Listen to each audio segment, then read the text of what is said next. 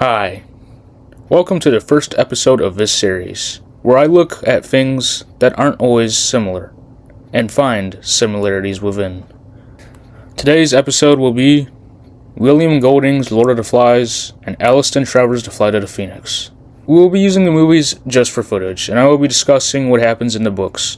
In Lord of the Flies, a plane transporting schoolboys from a fictional nuclear war crashes on an island. Two boys, Rolf and Piggy, climb out. They meet others, such as Jack. Rolf and Jack soon clash, with Rolf being civilized and Jack being violent. Soon, Jack's group seems to get the upper hand on Rolf, when a naval officer finds them and brings them back home. In The Flight of the Phoenix, a sky truck transporting pedestrians, war veterans, and oil drillers crashes in the desert.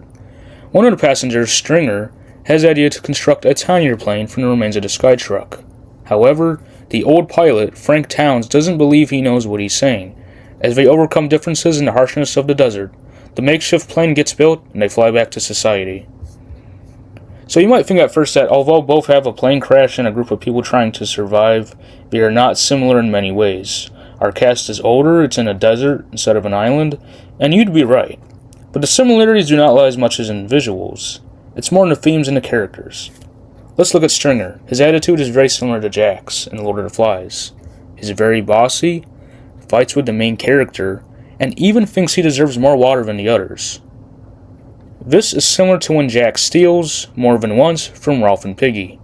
In Chapter 8 of Lord of the Flies, he steals Rolf's fire sticks, and in Chapter 10, it's Piggy's specs. There is also the symbol of order or reason. In Lord of the Flies, it's a conch that Rolf finds in the first chapter. In The Flight of the Phoenix, it's a radio that the character Lou Moran has, which is in the third chapter. While not a complete symbol of order as the conch, the radio still serves as a temporary sign of help, as in Chapter 13, when two passengers use the radio for news. Piggy is almost the same character as Lou Moran, the navigator for Frank Towns. He's a close friend of the main character and tries to settle things. Sadly, unlike Moran, he doesn't make it. These characters' deaths are both a foreshadowing and an example of how the setting treats them, almost as if it were a character itself.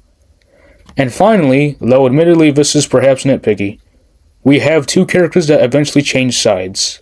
In Lord of the Flies, it's the twins, Sam and Eric, who are with Rolf and Piggy. In the last chapter, Jack's group forces them to join them. For our other story, it's Bellamy and Crow. They ultimately end up helping Stringer and his craft.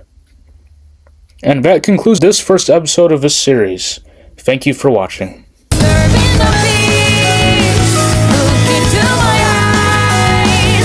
Now tell me the things you love about me.